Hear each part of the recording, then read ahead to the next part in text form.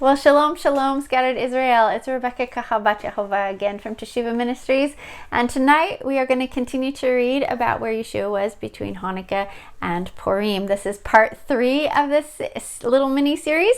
And I'm super excited that you're here. Just so you know, again, if you're new, I am reading from the Chronological Gospels, which you can purchase from A Rude Awakening. There's a link down below. It takes you right there to his store to do that. This is an amazing book. I really like the way the scripture reads because it puts Yeshua's life in chronological order. So we see what our rabbi is doing during feast time, what he's talking about, and so I'm really interested in that. And we all should be, if we're followers of him, disciples of his, then we should be really paying attention to what our rabbi is doing at feast time, all the time actually, so obviously.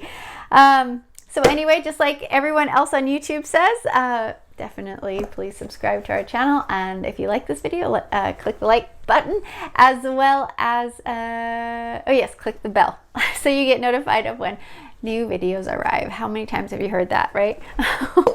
Okay, so let's go ahead and just keep reading here. We are at event 144 in his 70-week ministry. We are actually in week 45 to 53. This is a Shabbat that this event happened. This event happens.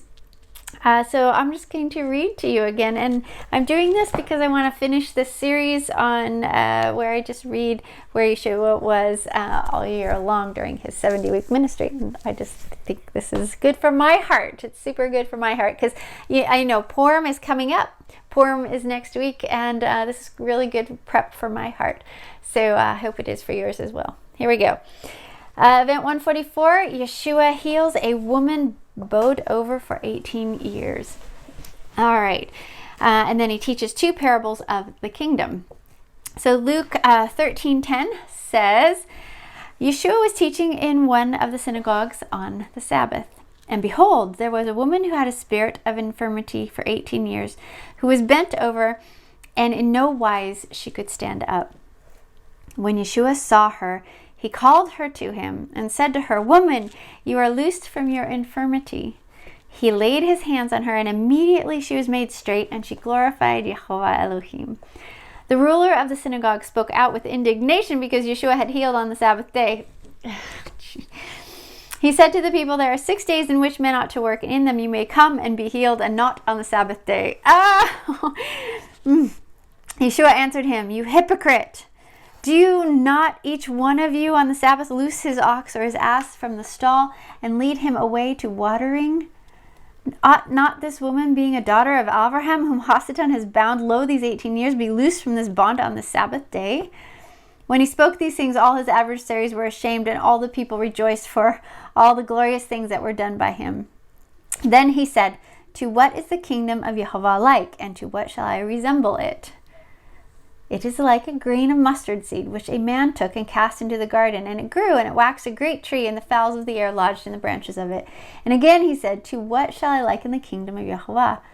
It is like leaven, which a woman took and kneaded it into 3 measures of meal, till the whole was leavened. Okay, there's some super cool stuff in here, so I'm just going to point out a few things. Number 1 was, look, instead of like interrupting the read, I decided to wait till I was done with it before I said anything. But here, look at this. This is this lady had a spirit of infirmity. So here you see that this is more than just being sick. This is a spirit that is making her bent over. It's a spirit that is crippling her spine. Okay, and just check this out. Yeshua actually confirms this. He says, Ought this woman, being a daughter of Abraham, whom Hasatan has bound for these low 18 years. So he's saying that Hasatan has actually bound this woman in this infirmity for all this time. Oh, ding, ding, ding, ding, ding. Should we not look at infirmity and sicknesses and wonder sometimes if has this changed? Are we just like, could this possibly be part of the situation that many people find themselves in these days, that they're sick? Not really just sick. They're actually like, they have Hasatan on them, binding them. Oh, that's just like so really really let the Ruach HaKodesh speak to you on this. Yes. Okay, and then something else I wanted to point out was, look at this. He actually, when Yeshua saw her, he called her to him. So this isn't like, a lot of these you see a person coming to Yeshua and saying, please heal me if you're willing. And of course he's always willing, but this time he actually goes to her. He goes towards her and he heals her, right? She doesn't come to him and ask for healing. He actually goes towards her, which is very, very interesting. And the fact that he does it on a Shabbat, I mean, he's just flying in the face of all these religious leaders' rules, isn't he? And later on you see him say, that he heals the whole man, on Shabbat. And that is, the Shabbat is about healing the whole man. I think that's really cool. And look here, he says, when he spoke all these things, all his adversaries were ashamed. That's interesting. They were ashamed. They actually were ashamed. Oh, that's awesome. Maybe they repented. I don't know. One other thing I wanted to mention was that when she was made straight, when she was healed, what is the first thing she does? She praises Yahweh Elohim. How wonderful. She glorifies him. It's the first thing she does. Cool. And then his two parables about, what the kingdom looks like, and what is the kingdom of Yahweh like? What shall you read? So it's a grain of mustard seed. So the kingdom of Yahweh is like, you can plant it and then it grows into a tree. It grows it just continues to propagate, right?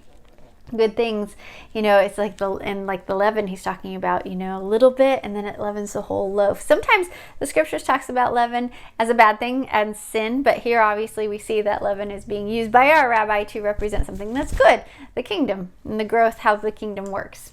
Okay. Event 145, Yeshua travels through Perea in the direction to Jerusalem. Now remember, he's been in down near the Dead Sea for the winter, so it's nearing spring. He's going to start making his way up to Jerusalem because he's going to be the sacrifice, remember, at Pesach, the time of Pesach, which is coming up, but not yet. All right, Luke 13:22-35 says, Yeshua went through the cities and villages, teaching and journeying toward Jerusalem. Then one said to him, Master, are there but few that will be saved? Yeshua said to them, strive to enter in at the narrow gate, for many, I say to you, will seek to enter in and shall not be able. Strive to enter in at the narrow gate, for many, I say to you, will seek to enter in and shall not be able. Wow. When once the master of the house has risen up and has shut the door, and you begin to stand outside and to knock at the door, saying, Master, open to us, he shall answer and say to you, I don't know you. Who are you? Then you shall begin to say, we have eaten and drunk in your presence, and you have taught in our streets. But he shall say, I tell you, I do not know you. I do not know who you are. Depart from me, all you who willfully disregard the Torah. So there's a little commentary right here, perpetuating the violation of the law. Luke 13:28, there shall be weeping and gnashing of teeth when you see Abraham and Yitzhak and Yaakov and all the prophets in the kingdom of Yehovah, and you yourselves are thrust out. They shall come from the east and from the west and from the north and from the south, and shall sit down in the kingdom of Yahweh. Behold, there are those who are last which shall be first, and there are those who are first which shall be last. What an answer. What an answer to a seemingly simple question, but that's basically a simple answer. If you don't obey, if you ignore the Torah, if you violate the Torah and you break the law, then you're going to be outside where there's weeping and gnashing of teeth. And the master will say, I don't know you. Oh, that is good. Wow. So he's talking about this between Hanukkah and Purim.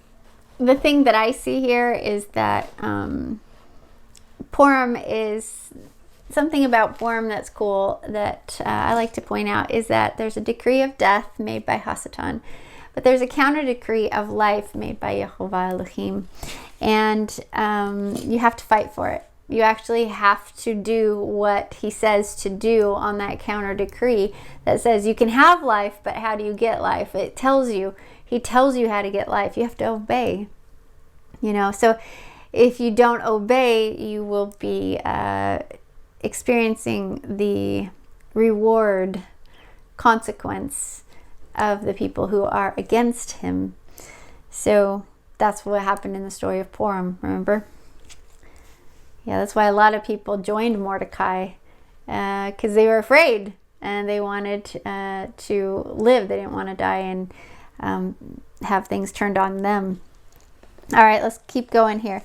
Luke 13:31. The same day there came certain of the Purim, saying to him, Purim is like Pharisees, just so you know. The same day there came certain of the Purim, saying to him, get out and depart from here. Herod will kill you. Yeshua said to them, go tell that fox, behold, I cast out demons and heal today and tomorrow, and the third day I shall be perfected. Nevertheless, I must walk today and tomorrow and the day following, for it cannot be that a prophet perish outside of Jerusalem. Interesting. O Jerusalem, this is Luke 13:34. O Jerusalem, which kills the prophets and stones those who are sent to you, how often would I have gathered your children together as a hen does gather her brood under her wings, and you would not. Behold, your house is left you desolate.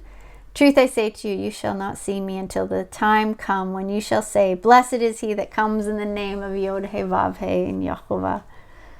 Oh, here we go. You shall not see me until you say, blessed is he that comes in the name of Yahshua Elohim. Blessed is he. Truth I say to you, you shall not see me until the time come when you shall say, blessed is he that comes in the name of YHVH.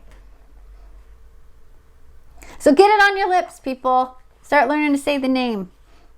Right? I wonder what this is talking about too. Go tell that fox, behold, I cast out demons and heal today and tomorrow, and on the third day I shall be... Oh, heavens! Nevertheless, I must walk today and tomorrow and the following again, for it cannot be the prophet perish outside of Jerusalem. Look at this. He's mentioning the 3 days right here. He's going to be perfected on the third day. Look at Queen Esther, right? Queen Esther's like... on the third day, she gets up and she perfects herself to go before the king. Awesome. Wow, that's pretty cool. Another little note there. All right, let's read 146. We're going to read, let's read event 146. I got to get comfortable here. All right. Yes, I'm in the corner. All right, let's read event 146. Yeshua has supper with another group of Pharisees on a Sabbath day. This is Luke 14, 1-24. As he went into the house of one of the chief Purishims to eat bread on the Sabbath day, they watched him. There was a certain man before him which had edema. And Yeshua asked the sages and Purishim, is it lawful to heal on the Sabbath day? They held their peace. Then he took him and healed him and let him go. Yeshua continued, which of you shall have an ass or an ox fall into a pit and will not immediately pull them out on the Sabbath day? They could not answer these things. Okay, so remember in the time before, he's eating at somebody's house on Shabbat, or it's on Shabbat. I don't know. He's not eating at somebody's. He's in the synagogue. Yeah, he was in the synagogue on that day. Yeah.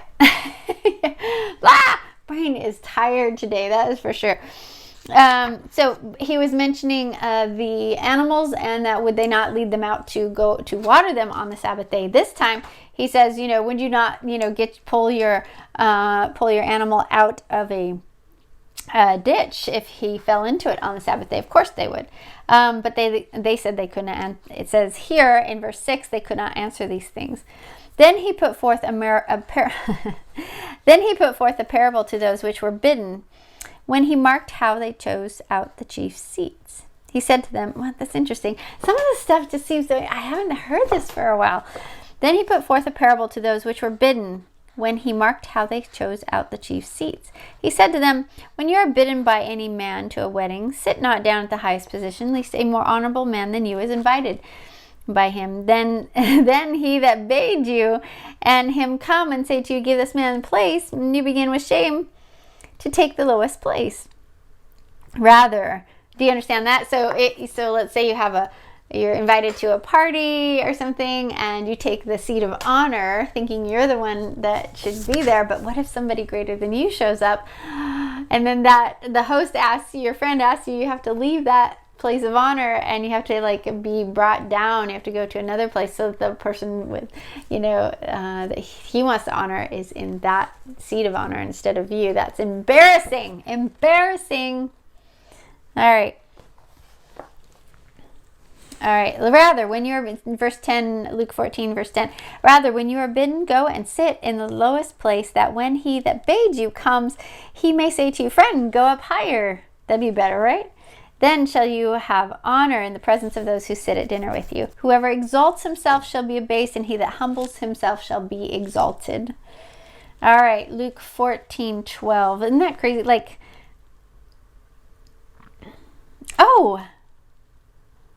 Yeah, look at this. Okay, so we're looking for pearls about the upcoming feast of Purim, festival of Purim.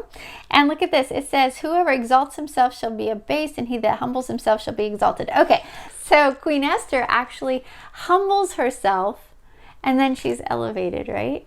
So if you look at the story of Queen Esther, which we're reading, remember, about where Yeshua was and what he did between Hanukkah and Purim, you can see here this whole reference to what Queen Esther does. She humbles herself and then she is exalted, right? Mordecai humbles himself and then he is exalted. He humbles himself by putting on ashes and sackcloth, and then in the end he's elevated to take Haman's place next to the king. Queen Esther, she humbles herself. In fact, in the Apocrypha it says that she puts dung in her hair, and then she ends up being elevated. And let's continue on, Luke 14:12. Then he also said to him that bade him, we're still at the parable here. When you make a sumptuous feast, do not call your friends or your brothers, neither kinsmen nor your rich neighbors, lest they also bid you again and then repay you in kind. But when you make a feast, call the poor, the maimed, the lame, the blind. Then you shall be blessed, for they cannot recompense you. You shall be recompensed at the resurrection of the just.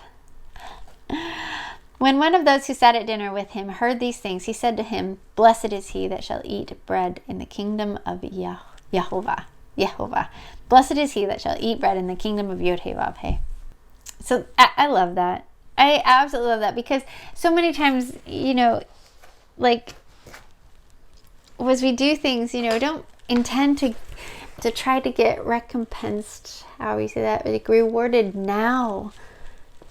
Wait, it's okay, it's coming. The reward is coming. What is hidden, things that you're it's coming.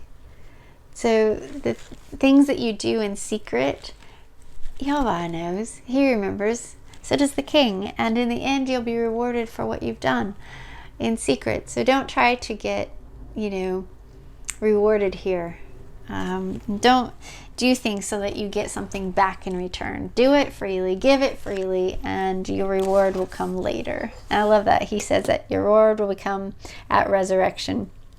Isn't that interesting? You shall be recompensed at the resurrection of the just. Okay, so people, if you're already dead and you're already in heaven, then what's he talking about? Because there can't be a resurrection if you're already in heaven, right? So go watch my video on the state of the dead. You're not going anywhere at death. You don't get your reward at death. You get your reward at resurrection. Just what he said here. You shall be recompensed at the resurrection of the just. You don't get resurrected at death. You stay in the ground, you sleep.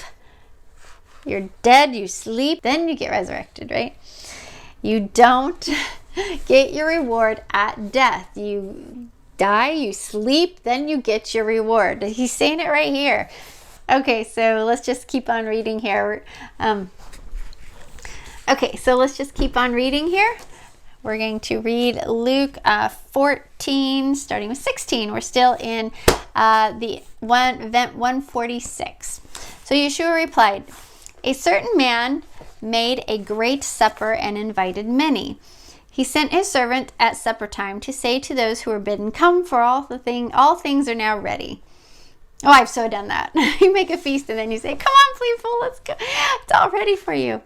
And they all, with one consent, began to make excuses. Oh man, have I heard that. The first said to him, "I have bought a piece of property and I need to go see it. I need to go and see it. I pray, have me excused." Another said, "I have bought 5 yoke of oxen and I'm going to prove them. I pray, have me excused." Oh man. Another said, "I have married a wife and therefore I cannot come." So that servant came and showed his master these things. Then the master of the house began, being angry, said to his servant, "Go out quickly into the streets and lanes of the city and bring in here the poor, the maimed, the halt, the blind." The servant said, "Master, it is done as you have commanded, and yet there is room." The master said to him, "Go out into the highways and the hedges and compel them to come in, that my house may be filled. I say to you that none of those men which were bidden shall taste of my supper." Wow. So those that had been invited will not get the goods. I like that. And compel them. Look at that. Go out into the highways and the hedges and compel them to come in. Compel them. Oh, I've totally done that. Like when I'm throwing a feast for Papa, one of his feasts, I'm hosting his feast. I go out and try to compel people to come to it and just trying to sell them on the idea of coming to a feast. Oh, that is a tough one. So if you are finding yourself in the same situation where you are just like this certain man who made a great supper and invited people, and those people are not showing up to the feast, the one that you're hosting for YHVH Elohim, a biblical feast, you are not alone. This is not a new problem. This is an age-old problem. And Yeshua right here kind of shows, the sorrow and the frustration that his own father feels with trying to get people to show up to his things, right? So if you're experiencing the same sort of frustration, just know you're in good company, because Yehovah himself has this same problem. Okay, just make sure you're not part of the problem. Make sure you're showing up to his things when he's asking you to, so that you can be bidden and you can come and put down everything that you're doing, set it aside, and show up. The oxen will still be there. The wife will still be there. Maybe she should come with you. The business will still be there. Everything will still be there when you're done. Just drop everything and go celebrate. And we're going to actually celebrate Purim next week and drop everything we're doing so that we can do that. All right, let's see. Where are we here? Oh, I just saw something. Check this out. Okay, I just saw something. Back here in Luke 14:7, when he tells this parable, check this out. He's like, the idea that when you're bidden by any man in a wedding, sit not at the highest position, at least a more honorable man than you is invited by him. Then he bade you to come, and then you have to give him your place, and so you go down in honor. Well, just thinking forward into Purim, look what happened with Haman. So Haman was like, "Oh yeah, you're talking about me. This is what I would do if I were you. If I wanted to honor the man in whom you delight, And then what happened? He had to do it for Mordecai. How humiliating for him, right? There you go. There you go. All right, everyone. So I'm done for tonight. We'll do a part 4. We'll finish reading where Yeshua was between Hanukkah and Purim, and then we'll read where he was actually on Purim, the day of Purim. Okay. So I hope you have a great evening, and I will see you later. Shalom. Shalom. Bye-bye.